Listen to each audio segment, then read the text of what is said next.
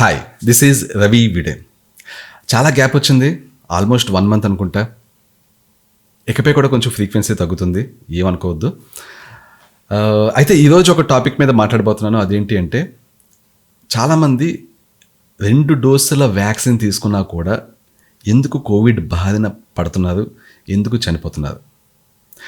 చాలామంది ఈ విషయంలో చాలా దుష్ప్రచారం కూడా చేస్తున్నారు.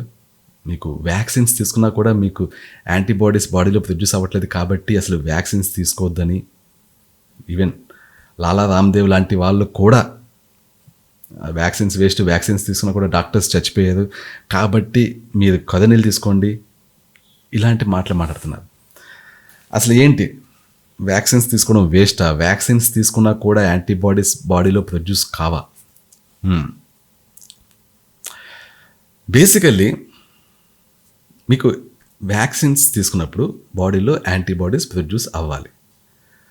మీ బాడీలో యాంటీబాడీస్ ప్రొడ్యూస్ చేసేది ఏంటి? మీ ఇమ్యూన్ సిస్టమ్. మీరు వ్యాక్సిన్ తీసుకున్నా మీకు బాడీలో యాంటీబాడీస్ ప్రొడ్యూస్ చేయాల్సిన ఇమ్యూన్ సిస్టమే. మీకు కరోనా వైరస్ వచ్చినా మీ బాడీలో యాంటీబాడీస్ ప్రొడ్యూస్ చేయాల్సింది మీ ఇమ్యూన్ సిస్టమే. మీ ఇమ్యూన్ సిస్టంలో ప్రాబ్లం ఉండి మీ ఇమ్యూన్ సిస్టమ్ వీక్గా ఉంటే అది మీరు వ్యాక్సిన్ తీసుకున్నా, మీకు కరోనా వైరస్ తీసుకున్నా అంటే వచ్చినా అది ప్రొడ్యూస్ చేయదు, యాంటీబాడీస్ ప్రొడ్యూస్ చేయదు. ఎందుకు? మీ ఇమ్యూన్ సిస్టమే వీక్ ఉంది. ఎవరికైనా ఒక కోర్టులో కేసు వేశారు, నేను కోవిషీల్డ్ తీసుకున్నా కూడా నాకు యాంటీబాడీస్ ప్రొడ్యూస్ అవ్వలేదు అని చెప్పి కోవిషీల్డ్ కంపెనీ ఓనర్ మీద కేసు వేశారు. యాక్చువల్గా ఏంటంటే ఆ వ్యక్తి కేసు వేయాల్సింది కోవిషీల్డ్ కంపెనీ ఓనర్ మీద కాదు, అతని ఇమ్యూన్ సిస్టమ్ మీద, అంటే తీసుకున్న అతని ఇమ్యూన్ సిస్టమ్ మీద. ఎందుకని? వ్యాక్సిన్ తీసుకున్నాక యాంటీబాడీస్ క్రియేట్ చేయాల్సిన ఈ రెస్పాన్సిబిలిటీ ఎవరిది? అతని బాడీలో ఉన్న ఇమ్యూన్ సిస్టమ్ది. సో కోర్టులో కేసు వేసినప్పుడు, అయ్యా నేను వ్యాక్సిన్ తీసుకున్నాను కానీ నా ఇమ్యూన్ సిస్టమ్ అసలు యాంటీబాడీస్ క్రియేట్ చేయలేదు కాబట్టి నా ఇమ్యూన్ సిస్టమ్ మీద నేను కేసు వేస్తున్నాను, దాన్ని శిక్షించండి అని వెయ్యాలి. ఇతను రివర్స్లో ఆ వ్యాక్సిన్ ఓనర్ మీద వేసాడు. అది సింపుల్ థింగ్. ఏంటంటే బేసికల్లీ అంతటికీ రీజన్ మీ ఇమ్యూన్ సిస్టమ్. దానికి ఆ ఇమ్యూన్ సిస్టమ్ వీక్గా ఉండడానికి కారణం ఎవరు? మీరు సొంతంగా. మిమ్మల్ని మీరు తిట్టుకోవడం మానేసి వ్యాక్సిన్స్ తిడుతున్నారంటే మీ అంత అమాయకులు ఎవ్వరూ లేరు. సింపుల్. ఇది సేమ్ అందరిది ఇలాంటి మెంటాలిటీనే కాబట్టి కొంతమంది జనాలు తయారయ్యారు. మీరు వ్యాక్సిన్ తీసుకున్న డాక్టర్స్ చచ్చిపోతున్నారు, వ్యాక్సిన్ తీసుకున్న యాంటీబాడీస్ ప్రొడ్యూస్ అవ్వట్లేదు కాబట్టి వ్యాక్సిన్స్ వేస్ట్ అని ఎవడన్నా చెప్తే వాడు మీకు ఆరాధ్య దైవం. ఎందుకని? మీరు ఇప్పుడు కూడా మన మీద మనం బ్లేమ్ వేసుకోవడానికి ట్రై చేయం. పక్కోడి మీద వేసేయాలి, ఎదుటోడి మీద వేసేయాలి బ్లేమ్. మనది తప్పు ఎప్పుడూ ఉండదు, ఎప్పుడు తప్పు ఎదుటోడిదే, ఎప్పుడు తప్పు వ్యాక్సిన్ది, మన ఇమ్యూన్ సిస్టమ్ తప్పే కాదు. గుడ్. సో అదండి, అది జరుగుతుంది. యాక్చువల్లీ మీ ఇమ్యూన్ సిస్టమ్ యాంటీబాడీస్ క్రియేట్ చేయట్లేదు. ఎందుకు క్రియేట్ చేయట్లేదు అనేది క్వశ్చన్. ఒక 20sలో ఉన్న వ్యక్తికి మీరు వ్యాక్సిన్ వేయండి, యాంటీబాడీస్ ప్రొడ్యూస్ అవ్వలేదో అయినాయో చెక్ చేయండి.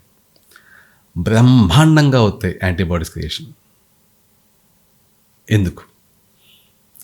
ఎందుకంటే సాధారణంగా 20sలో ఉన్న వ్యక్తులకి బాడీలో హార్మోన్స్ అన్నీ మంచి బ్యాలెన్స్లో ఉండి బాడీలో ఉన్న అన్ని సెల్స్కి వెళ్ళాల్సిన ఎనర్జీ పర్ఫెక్ట్లీ వెళ్ళి వాళ్ళకి ఇమ్యూన్ సిస్టమ్ బలంగా ఉండి, ఇలా బయట నుంచి కరోనా వైరస్ వచ్చినా లేకపోతే డెడ్ వైరస్ వచ్చినా, అంటే వ్యాక్సిన్స్ అంటే నథింగ్ బట్ డెడ్ వైరస్ అనుకోండి, ఒక రకంగా వచ్చినా దానికి తగ్గట్టుగా దానికి అగైనిస్ట్గా ఇమ్యూన్ సిస్టమ్ యాంటీబాడీస్ని క్రియేట్ చేస్తుంది. ఏజ్ పెరిగే కొద్దీ సాధారణంగా ఒకప్పుడు హార్మోనల్ ఇంబ్యాలెన్స్ అనేది మన తాతల టైంలో 60sలో వచ్చేది. ఎందుకంటే 60s దాకా వాళ్ళు రోజు వర్కౌట్లే చేసుకుంటూ, అంటే ఇంట్లోకి వచ్చిన బాడీ బిల్డింగ్ అని కాదు, వాళ్ళు రోజు పనులు చేసేవాళ్ళు, ఎక్కడికైనా నడుచుకుంటూ వెళ్ళేవాళ్ళు. ఎప్పట్లో ఒక కార్లు, బైక్లు అంత ఉండి కాదు, ఉంటే సైకిళ్ళు అయితే నడవడం, ఇలాంటివి చేయడం వల్ల వాళ్ళు యాక్టివ్గా ఉండి 60 yearsకి కానీ వాళ్ళకి హార్మోన్ ఇంబ్యాలెన్స్ కానీ డయాబెటీస్లు కానీ ఇలాంటివి స్టార్ట్ అయ్యేవి కాదు. ఈ లోపల మంచి హెల్తీగా ఉండేవాళ్ళు, ఇమ్యూన్ సిస్టమ్ బలంగా ఉండేది. కానీ ఈ కాలంలో 40s వచ్చేసరికి చాలామందికి హార్మోన్స్ ఇంబ్యాలెన్స్ అయిపోతున్నాయి. ఈ మధ్య చాలామందికి 30sలో ఈవెన్ 20sలో కూడా అవుతున్నాయి. నాకే కొన్ని ఈమెయిల్స్ వచ్చినాయి కొంతకాలం క్రితం. అంటే నేను జనవరి ఫిబ్రవరిలో రెగ్యులర్గా మొత్తం అన్ని ఈమెయిల్స్కి రెస్పాన్స్ ఇచ్చేవాడిని. అప్పట్లో చాలామందికి ఒక కేసు అయితే మరీ యూనిక్. అదేంటంటే కపుల్, ఇద్దరు హస్బెండ్ అండ్ వైఫ్ ఇద్దరిది కూడా భయంకరమైన హార్మోనల్ ఇంబ్యాలెన్స్. ఒకరికి 29 ఇయర్స్, ఒకరికి 28 ఇయర్స్, పిల్లలు పుట్టట్లేదు. ఎందుకనంటే చాలా తక్కువ టెస్టోస్టెరాన్ అతనికి ఉంటే ఈస్ట్రోజన్, ప్రొజెస్టరాన్ చాలా దారుణమైన స్టేజ్లో వాళ్ళ వైఫ్కి. ఇద్దరిది హార్మోన్ ఇంబ్యాలెన్స్ యాక్చువల్లీ. సో వాళ్ళకి పిల్లలు పుట్టడం చాలా కష్టం. థైరాయిడ్ ఇష్యూ కూడా ఉంది ఆవిడకి. సో ఇలాగ అంటే ఇలాంటి కేసులు చాలా చూశాను నేను, చాలామంది రిపోర్ట్స్ చూశాను నేను. సో హార్మోనల్ ఇంబ్యాలెన్స్ అనేది నిజానికి కరోనా వైరస్ మనకి వచ్చినప్పుడు, ఈ పాండమిక్ వచ్చినప్పుడు బేసికలీ ఏంటంటే అట్లీస్ట్ మనకి ఒక అవకాశం ఇచ్చినట్టు అనుకోవచ్చు మనం. ఏంటి, మన హార్మోన్స్ బ్యాలెన్స్లో ఉండడం ఎంత ఇంపార్టెంట్, మనం హెల్తీగా ఉండడం ఎంత ఇంపార్టెంట్, మనకి ఇమ్యూన్ సిస్టమ్ బలంగా ఉండడం ఎంత ఇంపార్టెంట్ అనేది ఇది ఈ పాండమిక్ వచ్చి జనాలకి ఒక అవగాహన కల్పించింది.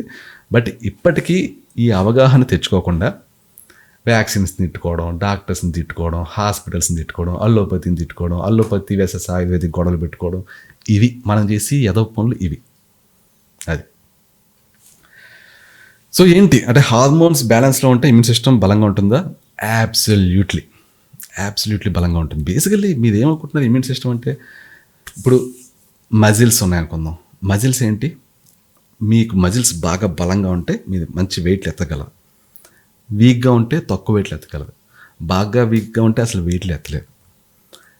ఎగ్జాక్ట్లీ ఇమ్యూన్ సిస్టమ్ కూడా అలాంటిదే. బలంగా ఉంటే మంచి యాంటీబాడీస్ ప్రొడ్యూస్ చేస్తుంది, వీక్గా ఉంటే ఏదో కొన్ని కొంచెం ప్రొడ్యూస్ చేస్తుంది, నీరసంగా ఉంటే ప్రొడ్యూస్ చేయదు. సేమ్ మజిల్స్ బలంగా ఇప్పుడు ఉంటాయి, మీ రోజు వర్కౌట్స్ చేస్తే బలంగా ఉంటాయి, రోజు మీ బాడీలో హార్మోన్స్ జనరేట్ బాగా అయితే బలంగా ఉంటాయి, మీ డైట్ బాగుంటే బలంగా ఉంటాయి, మీ నిద్ర బాగుంటే బలంగా ఉంటాయి. సేమ్ ఇవే మీ ఇమ్యూన్ సిస్టమ్ కూడా. మీ ఇమ్యూన్ సిస్టమ్కి కావాల్సిన ఎనర్జీ వెళ్ళాలంటే మీ బాడీలో హార్మోన్స్ మంచి లెవెల్లో ఉండాలి. మంచి లెవెల్లో ఉన్నప్పుడే మీ ఇమ్యూన్ సిస్టమ్కి ఏదైనా వచ్చినప్పుడు ఫైట్ చేయాలంటే దానికి ఎనర్జీ కావాలి. ఆ ఎనర్జీ ఇచ్చేది మీ బాడీలో మీ ఏవైతే ఈ హార్మోన్స్ ఉన్నాయో అవి, మీ న్యూట్రిషన్, మీ హెల్తీ లైఫ్ స్టైల్. నథింగ్ ఏదో ఒక మెడిసిన్ ఏదో ఇలా ఒక వంట నోట్లో వేసుకున్నాను, నా ఇమ్యూన్ సిస్టమ్ బలంగా అయిపోయింది, కథనీళ్ళు లోపల వేసుకున్నాను, నా ఇమ్యూన్ సిస్టమ్ బలంగా అయిపోయింది, అలా ఉండదు. ఇమ్యూన్ సిస్టమ్ అనేది ఈరోజు ఒక టాబ్లెట్ వేసుకుంటే రేపటికి బలంగా అయిపోదు. మీ మజిల్ ఈరోజు ఏదైనా చేస్తే రేపటికి మీ మజిల్ వచ్చేస్తుందా? స్టెరాయిడ్ తీసుకున్నా కూడా ఒక రోజులో మజిల్ రాదు. మీరు వర్కౌట్స్ చేస్తూ ఉంటే మీకు మజిల్ బిల్డ్ అవుతుంది. అలాగే మీ లైఫ్ స్టైల్ బాగు చేసుకుంటూ ఉంటే మీ ఇమ్యూన్ సిస్టమ్ బలంగా అవుతుంది. ఒక్క రోజులో ప్రపంచంలో ఏ మానవ మాతృడికి కూడా ఇమ్యూన్ సిస్టమ్ బలంగా కాదు. ఒక టాబ్లెట్ తీసుకుంటే బలంగా కాదు. మీరు డెఫినెట్లీ ఒక మంచి లైఫ్ స్టైల్ని రోజు పాటిస్తూ, రోజు వర్కౌట్స్ చేస్తూ, రోజు మంచి ఫుడ్ తింటూ, రోజు సప్లిమెంట్స్ తీసుకుంటూ ఉంటే అప్పుడు మీ ఇమ్యూన్ సిస్టమ్ ఈవెన్చువల్లీ అలా బలపడుతూ ఉంటుంది. దానికి 3 months పట్టొచ్చు, 6 months పట్టొచ్చు. కానీ మీరు ఒకసారి స్టార్ట్ చేసాక నిన్నటికంటే ఈరోజు బలంగా ఉంటుంది, ఈ రోజు కంటే రేపు బలంగా ఉంటుంది. సో మీరు ఇప్పుడైనా స్టార్ట్ చేయండి, వర్కౌట్స్ చేయడం స్టార్ట్ చేయండి.